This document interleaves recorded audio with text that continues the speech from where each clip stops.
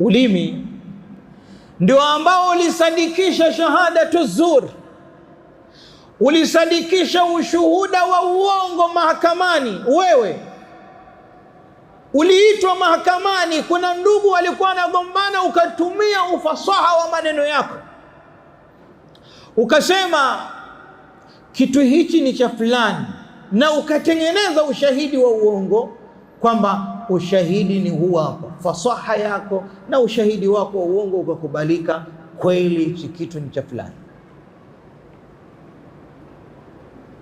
Siku ya Kiyama utaenda kumjibu nini Allah jalla fi'ala? Utaenda kumjibu nini?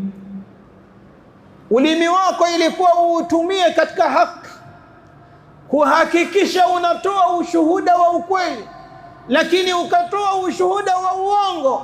Leo hii wewe ikawa ni sababu kupata pesa za haramu, na umejenga nyumba yako, umenunua gari lako, na unatarajia nini? Unatarajia nini siku ya Kiyama? Unatarajia nini? Lakini ulimi ndio ambao umeuchezea vibaya. Umegombana kidogo tu na mke wako, tayari umemwacha. Umegombana kidogo, umemwacha. Matumizi mabaya ya ulimi.